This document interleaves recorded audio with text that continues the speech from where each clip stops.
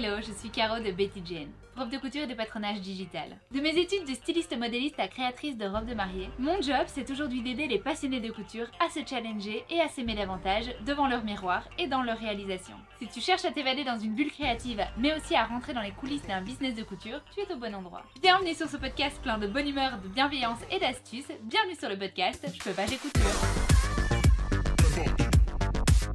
Bonjour et bienvenue dans ce nouveau podcast Je peux pas, j'ai couture. Je suis ravie de vous retrouver aujourd'hui après cette effervescence de la rentrée. Ça y est, on a attaqué, on est au mi-septembre là, on est bon, on est paré pour attaquer ce mois de septembre. Je suis trop contente de vous retrouver et je voulais évidemment commencer par vous remercier d'avoir suivi les premiers épisodes de Je peux pas, j'ai couture. Ça a été un lancement qui a été fait mi-août, fin août. Il y a eu évidemment, comme tous les lancements, un petit accro, enfin j'allais dire comme tous les lancements, non, mais comme dans tout mes lancements à moi, c'est-à-dire que je donne tout et puis après il y a un moment donné où je panique et donc il y a une semaine sans podcast, mais j'espère que vous ne m'en voudrez pas. En tout cas merci d'avoir écouté, merci pour vos retours. Petite nouveauté ici en ce mois de septembre pour YouTube, parce que les podcasts seront disponibles donc sur toutes les plateformes d'écoute et également sur YouTube. Et sur YouTube, eh bien vous verrez ma tête, donc vous n'aurez pas d'image additionnelle. Par contre il y aura les liens bien sûr en description et vous me verrez tout simplement gigoter devant vous en expliquant ce podcast. Alors ici, on va parler, vous l'avez vu dans le titre de ce podcast, vous avez vu qu'on va parler de patrons sur mesure, de sur-mesure en général. Je suis trop contente d'aborder ce sujet et j'avoue que en lançant le podcast Je peux pas, j'ai couture, je sais que c'est un format qui commence à faire vraiment sa place. Moi-même, je commence à être vraiment une vraie consommatrice de podcast, alors que à l'inverse, lorsque j'ai lancé le podcast, lorsque je faisais du podcast il y a déjà 2 ans, j'étais pas du tout consommatrice. Et ici, on est de plus en plus nombreux dans l'univers de la couture.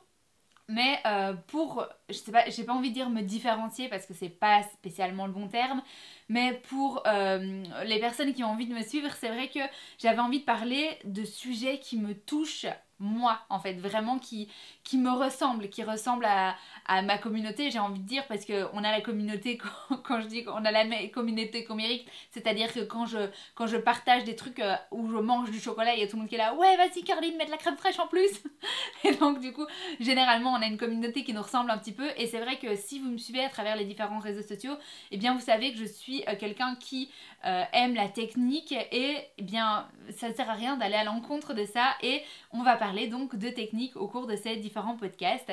Et ici on va parler de patrons sur mesure parce que j'avais envie de parler de plein de choses autour de ce sujet, les patrons sur mesure. Bien sûr, ça ne nous empêchera pas de parler parfois de sujets bien plus légers comme on avait fait avec le dernier podcast, avec le Get Ready With Me.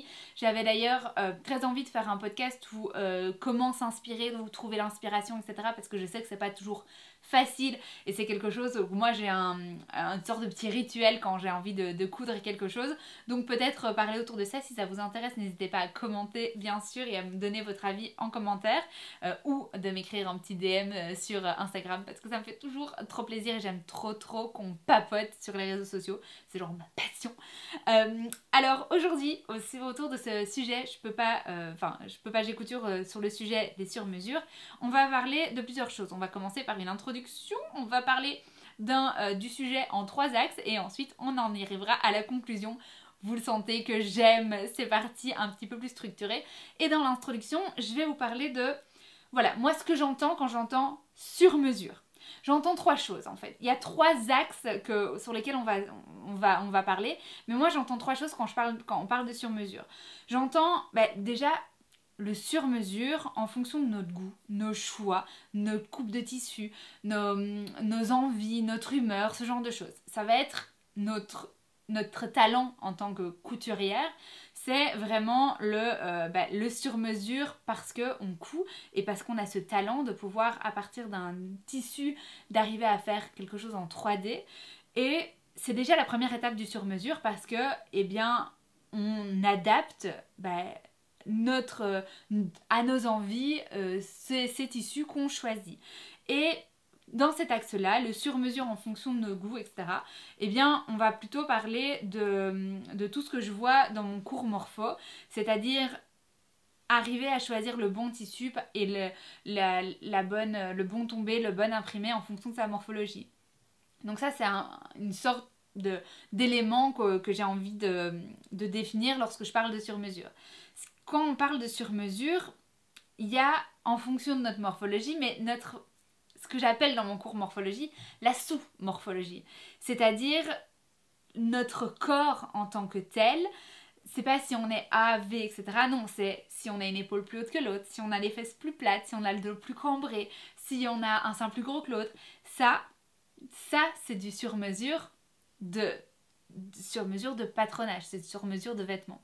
Et il y a un troisième pilier, j'ai envie de dire, où le sur-mesure, c'est être ajusté à notre corps, être 100% sur mesure, c'est-à-dire d'avoir vraiment le vêtement qui épouse notre corps 100% sur mesure.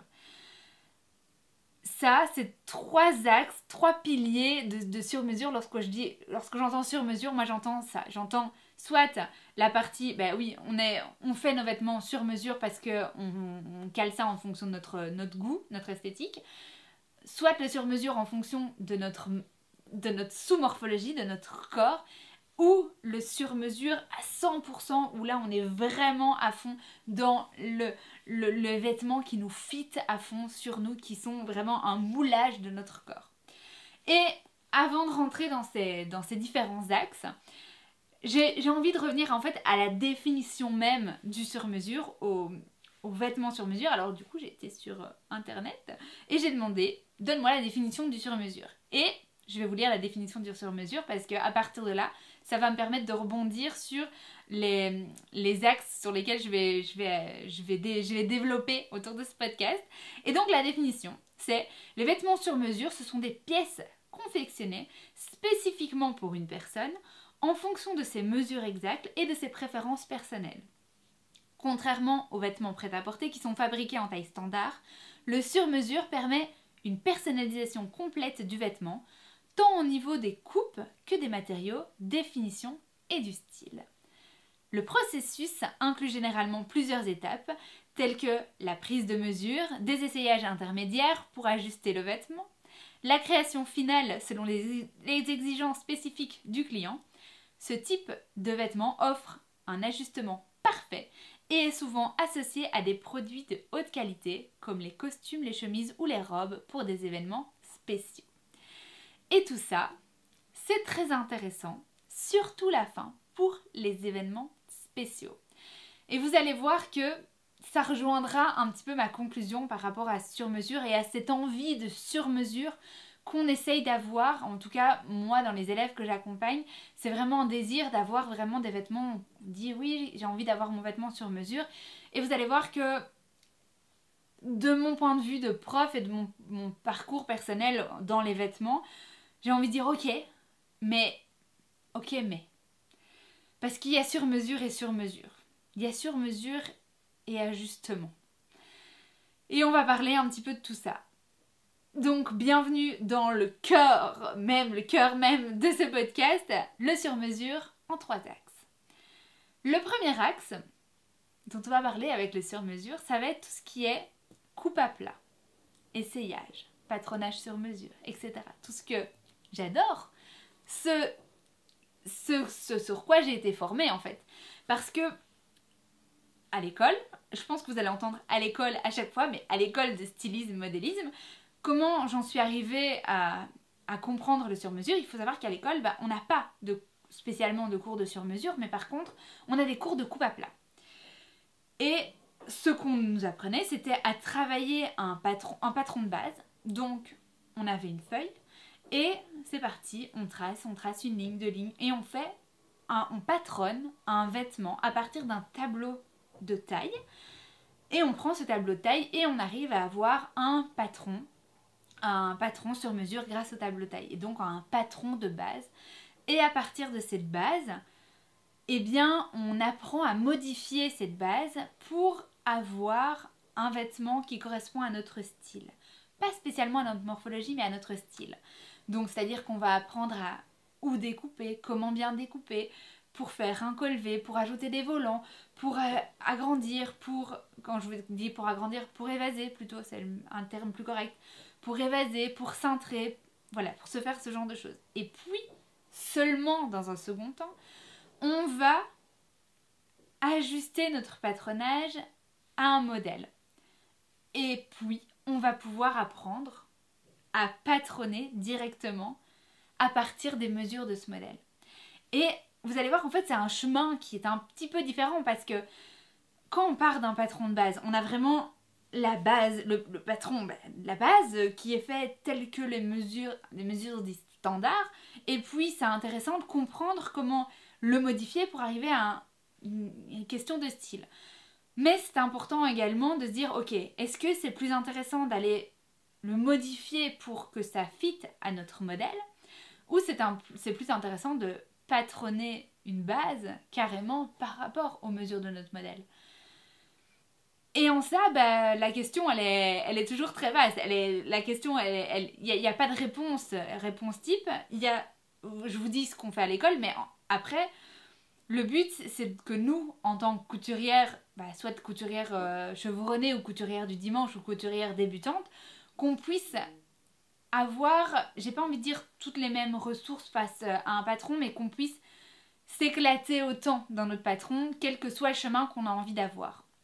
Et quel que soit le niveau d'exigence qu'on a envie d'avoir également dans nos patrons. Il faut savoir qu'à l'école, je vous ai mis des petits trucs que je dois vous dire, mais il faut savoir qu'à l'école, moi, le patronage, c'était la matière où j'étais en échec pendant les 3 ans.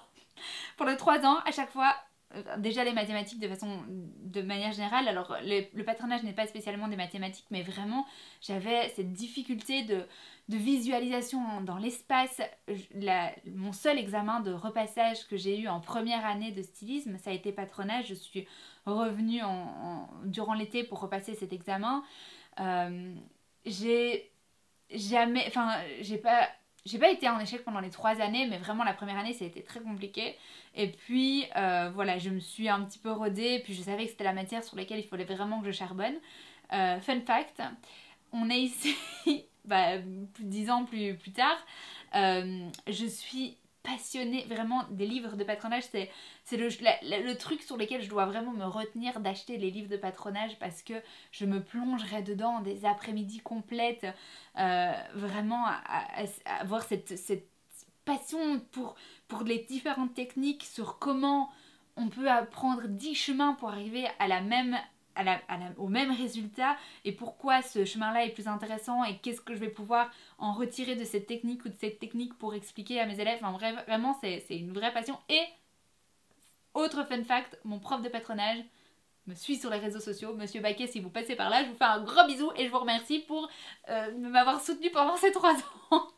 Donc voilà, pour dire que c'est pas parce que le patronage ça vous semble complètement inatteignable maintenant que ce sera forcément le cas tout au long de votre parcours de couturière. Et en fait, mon objectif en tant que prof, ça va être de pouvoir vous dire, en fait, il n'y a pas besoin de voir le truc comme une montagne, comme l'Himalaya à franchir, mais vraiment étape par étape. Parfois, juste commencer par modifier une encolure ronde et faire un col V, ça peut être la première étape vers le chemin du patron sur mesure, parce que ça c'est en mesure de notre style, de notre envie, de notre look.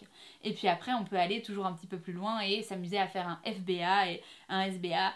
FBA ça veut dire Full Bust Adjustment lorsqu'on a une forte poitrine, et SBA ça veut dire Small Bust Adjustment quand on a une petite poitrine. Donc c'est déjà des ajustements. Mais on y reviendra.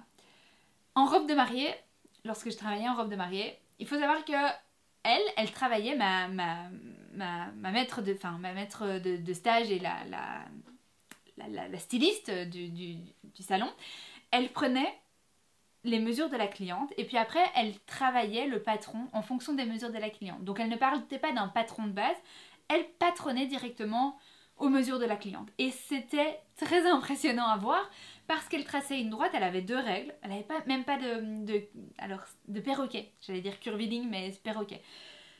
Elle prenait une règle, elle faisait le milieu devant, hop, elle traçait la taille, et puis après, elle le faisait. Elle prenait ses mesures, elle avait pris 4-5 mesures, et à l'œil, et elle faisait son patron. Et c'était très impressionnant à voir parce que vraiment, elle mettait ses lignes de tour de poitrine, tour de hanche, tour de taille, elle traçait le patron, elle prenait les tic-tac mesures, elle faisait elle travaillait pour que sa ligne de côté, elle se mette bien, parce qu'en robe de mariée, il faut qu'elle soit à un certain endroit sur le sous-bras. Bref, c'était très impressionnant à voir. Et elle, dans son process de sur-mesure, parce que c'est vraiment en robe de mariée sur-mesure, elle travaillait donc à partir d'une feuille blanche et elle faisait le patron par rapport à sa modèle. Donc, ça reste dans l'axe de la coupe à plat, ça reste dans l'axe de tout ce qui est coupe à plat, essayage, patronage sur mesure.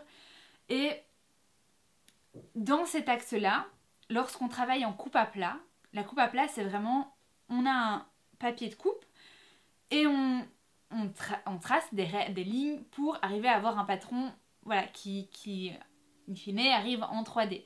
On met des pinces, on ajoute des pinces, on ajoute une emmanchure, on ajoute les encolures, etc., les hauteurs. Tout ça fait de cette technique la coupe à plat.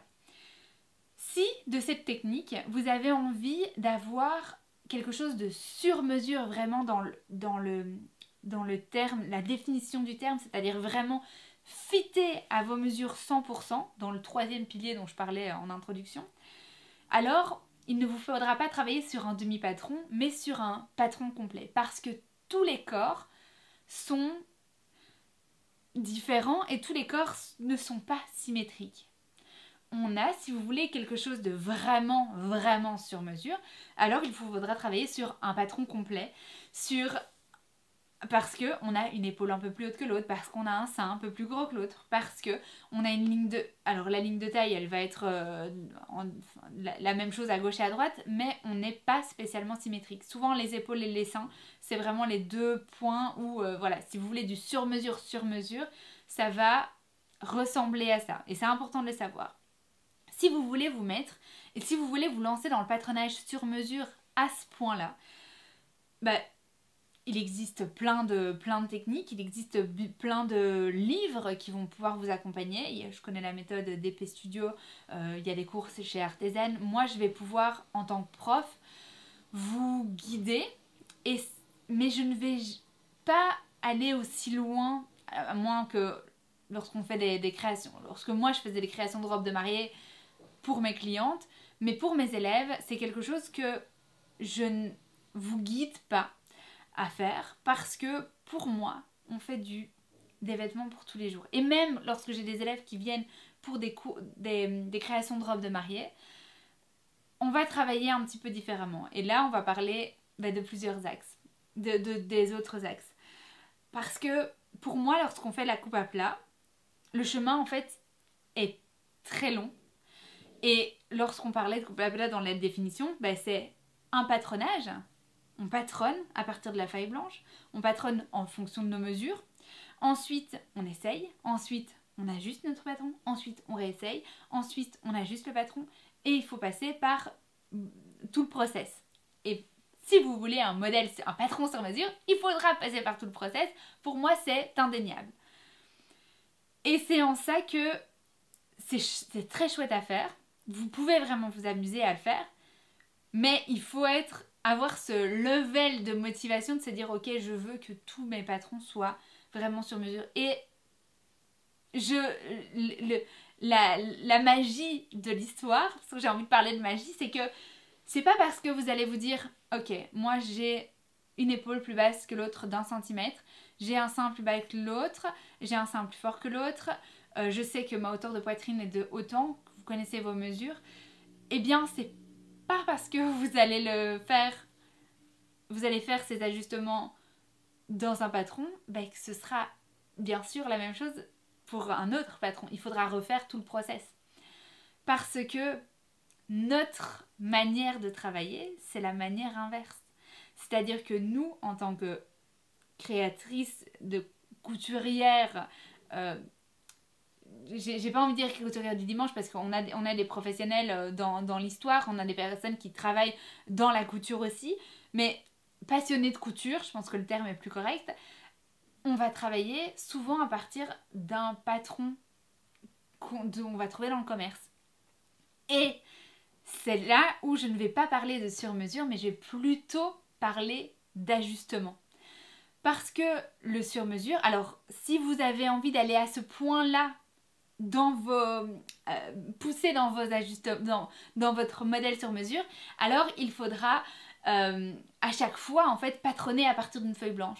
Et c'est hyper chouette à apprendre à le faire. J'ai même un cours qui s'appelle Patronne ton top où on apprend à patronner un top à partir de ses mesures. On apprend à le faire. Mais même une fois qu'on a patronné le top, ben, il y a la partie essayage à faire. Et une fois on a patronné le top à partir de nos mesures, et là vous allez me dire mais c'est bizarre Caro, pourquoi si je patronne à partir d'une feuille blanche, si je patronne complètement avec mes mesures, pourquoi j'ai encore des ajustements à faire? Parce que le tissu, parce que la coupe, parce que l'aisance, parce que la carrure, parce que 10 000 choses, et donc le processus reste long. Et le processus, et si vous me suivez sur les réseaux sociaux, vous savez ô combien je suis fan de ce genre de processus, mais il faut se dire que, ok, j'ai envie de me lancer dans le sur-mesure à fond, et ben voilà le chemin que je vais avoir envie le chemin qui m'attend. Et c'est en ça que la coupe d'or est arrivée dans ma vie. Vous allez me dire, elle commence à me taper sur le système avec sa coupe d'or. Mais je n'y peux rien vraiment, je suis en amour pour la marque. J'ai sorti la formation La Coupe d'Or de A à Z. Il y a il y a mon multiverse où la Coupe d'Or, il est dedans. Et donc la Coupe d'Or pour moi est hyper intéressant parce que ça me permet de tracer un patron à partir de mes mesures. Et donc là on va aller dans le deuxième axe. Le deuxième axe que j'avais envie de parler, je voulais parler de la coupe à plat, de la coupe d'or et d'un autre point. Et la coupe d'or, pour moi, c'est ça qui est trop chouette, c'est parce que on trace à partir de notre tour de poitrine et de notre tour de hanche. Donc on a un patron qui tend vers un sur-mesure, et à partir de là, on a une base qui nous permet qui est déjà un peu plus sur mesure qu'une base qu'on va avoir type d'une base type. Et à partir de là, on peut s'amuser avec les ajustements et avec la compréhension du patron. Et ça nous permet d'éviter de passer par je déplie une feuille, je trace, je remesure. Enfin, donc tout est lié, et d'un autre côté, en fait, ça me permet simplement de venir en fait avec cette explication de patron sur mesure beaucoup plus simplifiée.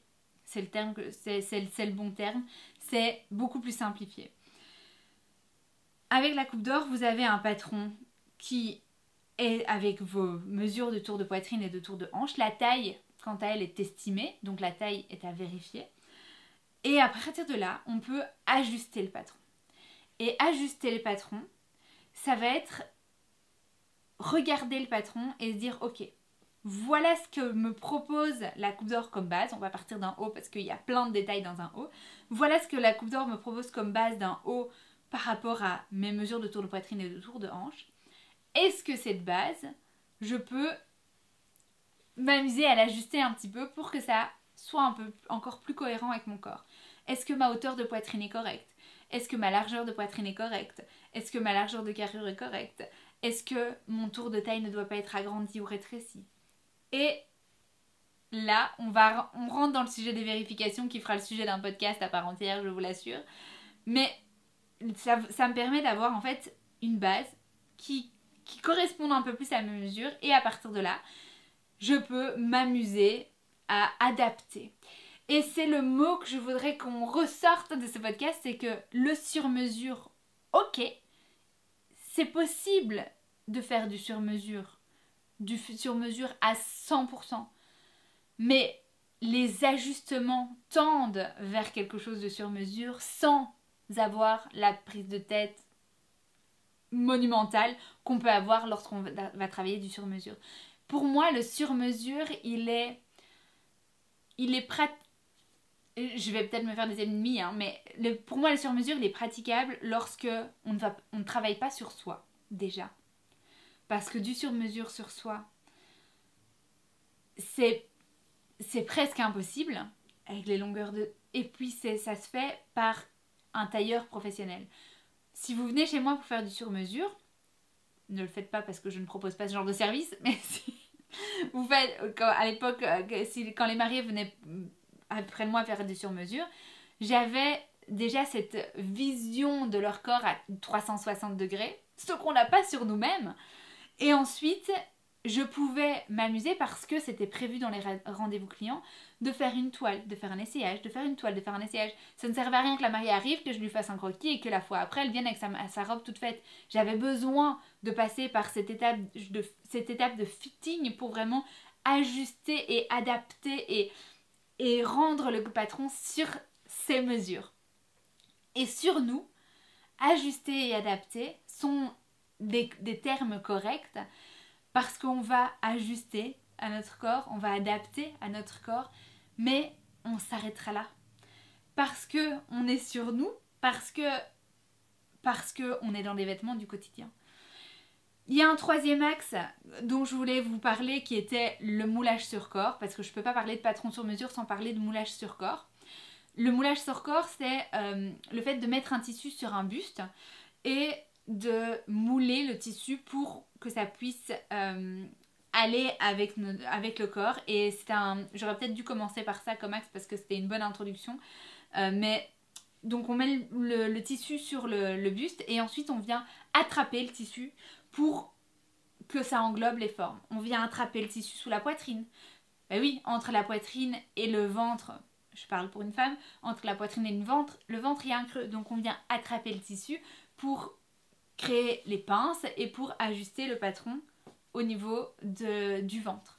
Et puis on vient couper au niveau de l'encolure, au niveau de l'emmanchure, au niveau de l'encolure, on vient mouler le tissu sur corps. Alors c'est une technique, je l'ai notée, mais vous l'entendez, donc elle consiste à mettre un tissu sur un buste et à mouler le tissu sur le buste afin d'obtenir une création.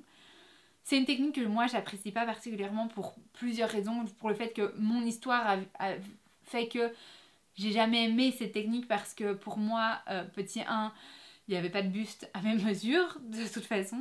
Les bustes ne sont pas autant à nos mesures, à moins d'avoir vraiment un buste sur mesure. Je pense que il y a chez Boudoir Français la possibilité, elle fait une formation pour apprendre à faire son buste complètement sur mesure. J'ai déjà vu, je pense qu'au Couture et Paillettes avait fait une vidéo aussi sur le sujet, sur comment faire un buste sur ses mesures, et c'est hyper intéressant parce que si vous voulez faire du moulage sur corps, c'est quelque chose qui vous fait kiffer de mettre un tissu sur un buste et ensuite de mouler le tissu pour que ça puisse aller à notre corps.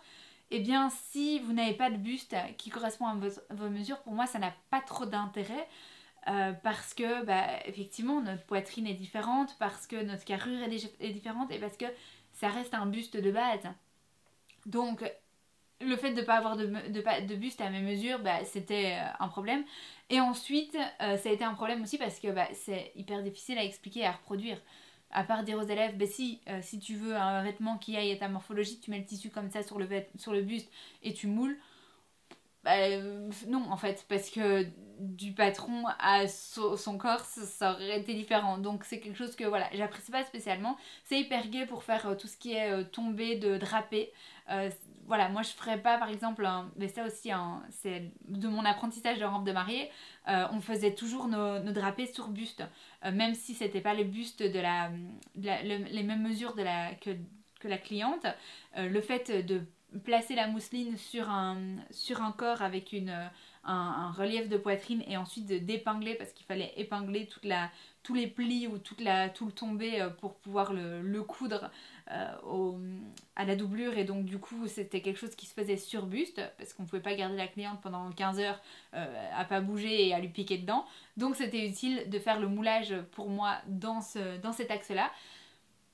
Et pour faire des vidéos stylées sur Instagram, parce que c'est vrai que quand elles placent le tissu sur un buste et puis après elles te font des trucs, là c'est carrément stylé comme type de vidéo.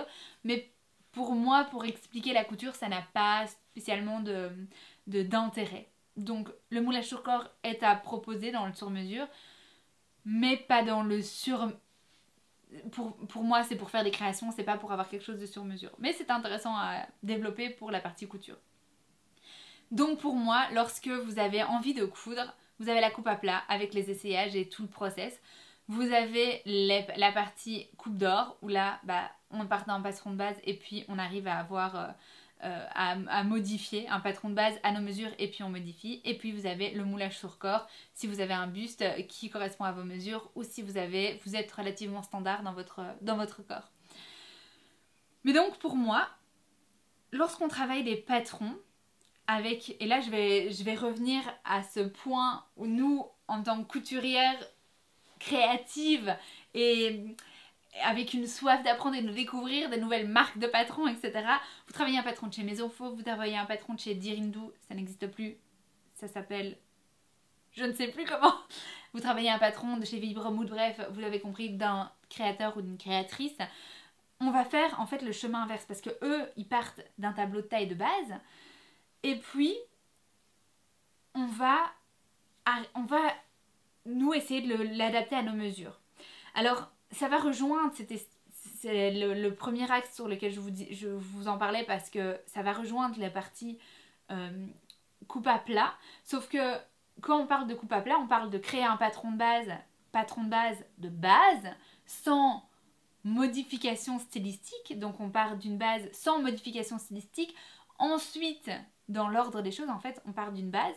Ensuite, on l'adapte aux mesures et ensuite, on l'adapte en fonction du style. Et nous, ce qu'on fait, c'est qu'on prend un modèle qui correspond à notre style. Et quand je parle de style, je parle ajout de volant, longueur, manche bouffante, ce genre de choses. On part d'un modèle qui correspond à notre style. Et de là, on essaye de le tendre à en faire du sur-mesure. Et le chemin est possible, mais le chemin est à l'inverse. Déjà, on doit enlever les marges de couture. Hyper chiant quand on doit faire des modifs. Et alors... mon discours de tout ce que je vous raconte là, c'est pas de vous dire les pépettes, ne vous aventurez pas là-dedans, ne le faites pas. Non, encore une fois, vraiment, si vous me suivez sur les réseaux sociaux, vous savez que c'est quelque chose que j'adore. Vraiment, grosse passion. Grosse passion. En plus, tous mes modèles, je prends le livre là que je vois j'ai devant les yeux, mon livre de Charlène Hens, je sors un de ces patrons, je vais sortir un de ces patrons et je vais faire un petit ajustement.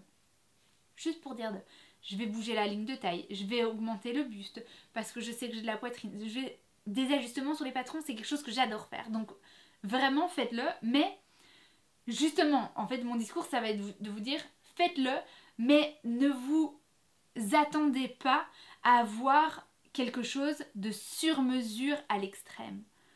C'est ça plutôt la remarque et le discours. Vraiment, quand on porte...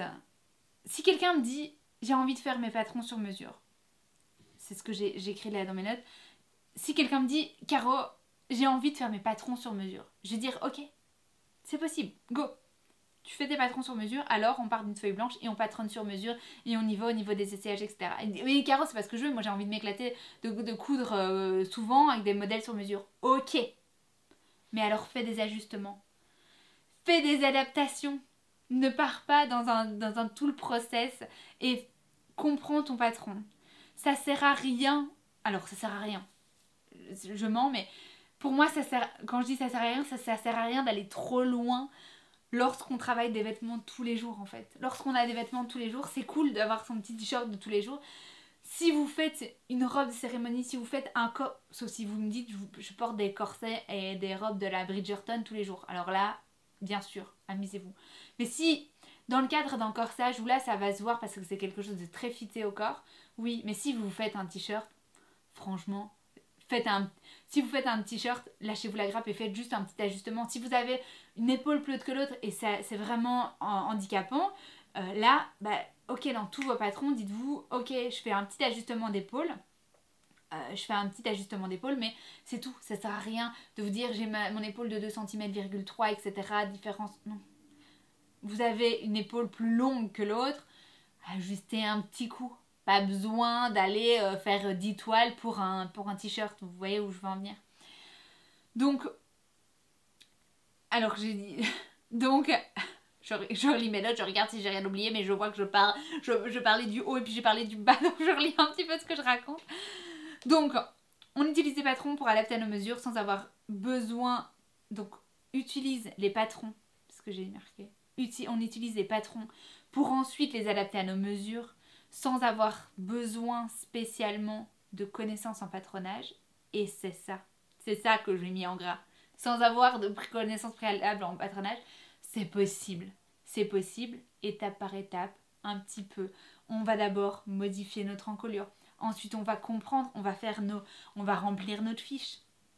Je crois que je vais vous préparer un petit podcast par rapport à cette fiche. Parce que cette fiche, je suis en train de la construire. J'ai fait une fiche pour les élèves qui ont suivi le cours sur la Coupe d'Or. J'ai fait une fiche pour remplir les mesures pour comprendre notre patron. Et elle était spécifique à la Coupe d'Or. Et je suis en train de la créer pour qu'elle soit spécifique à nos créations. C'est une fiche qui est gratuite, mais qu'on va... En fait, je pense que je vais vraiment faire un podcast. On va la décrypter ensemble, cette fiche, celle que sur laquelle je suis en train de travailler. Pour avoir cette base qui nous permette en fait de comprendre nos mesures de notre corps et de se dire et d'analyser où vont être les éventuels potentiels ajustements dans notre patron sans pour autant passer par tous les steps de 10 000 essayages. Donc, conclusion, parce que ça, on en parlera dans un prochain podcast, mais tout ce qui est, si vous voulez des patrons sur mesure dans des vêtements de tous les jours, partez sur des petits ajustements. Partez sur des petites vérifications patronage, partez sur des petits ajustements et lâchez-vous la grappe et dites-vous que c'est possible et que vous allez pouvoir le faire avec des petits ajustements et que ça reste un t-shirt, un jeans, un top, une robe du quotidien, ok? Et que vraiment, si vous sortez le truc des usines de chez Zara et de chez H&M, ils ne seront pas aussi exigeants dans leurs ajustements. Donc, vous pouvez le faire. Apprenez à dézoomer et à comprendre votre corps. Ça, on le fera dans la fiche, vraiment, à comprendre votre corps et à vous dire, ok, en fait, en comprenant son corps, ça vous permettra d'aller vers les patrons déjà qui vous fitteront déjà un peu mieux. Et puis ensuite, on dézoome, on dit, ok, ça m'ira peut-être pas, mais du coup, si je fais un petit ajustement... Si je remonte un peu la taille là, ou si je redescends un peu la taille, si j'élargis un peu au niveau des hanches, ah, moi j'ai une morphologie V, je vais plutôt taper des fronts à cet endroit-là. Et vraiment, cette partie analyse, vous le savez si vous m'écoutez, si vous me suivez sur les différents réseaux sociaux, vous le savez que j'aime ces analyses, plus votre patron et votre modèle est analysé, moins votre patron aura de problème et plus votre patron sera parfait dans la limite du raisonnable, sans être sur mesure, sans avoir besoin de faire 10 000 essayages, bien sûr. Donc, conclusion, il est bien sûr possible de créer ces patrons sur mesure et de créer des patrons sur mesure pour tout le monde, mais dans la plupart des cas, ce n'est pas utile de pousser le vice à fond. Si on comprend son corps et si on comprend sa morphologie, on peut déjà choisir des coupes qui nous conviennent si on fait de vérification. Je déteste les gens qui font le ASMR. Je sais pas pourquoi je vous ai fait ça, désolée. Et donc alors oui, ça j'ai marqué aussi, si on porte des choses stretch et amples, déjà si vous aimez les choses un peu amples, c'est tellement déjà pas nécessaire de faire des petits ajustements et donc en stretch encore moins. Donc c'est essentiel de comprendre les nuances et c'est essentiel de vous dire ok, si je fais un corset, si je fais un corsage, si je fais un truc, là je vais pouvoir cravacher et y aller à fond. Bien sûr, si vous faites un jeans, tant de pause de suspense, si vous faites un jeans, bien sûr tout ce qui est ajustement sera très intéressant, très important.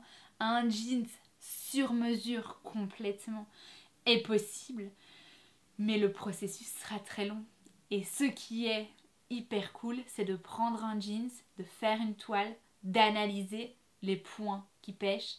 Personnellement, les fesses plates, les hanches un peu plus larges, la taille très haute, un bidon qui est marqué. Voilà, faire une toile, vérifier ce qui ne va pas et apprendre à faire les petits ajustements par rapport à ça.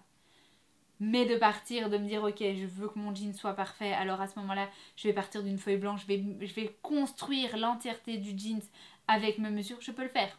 Je sais juste que si je veux ce jeans-là, ça va me prendre 3 mois, surtout avec ma vitesse de croisière.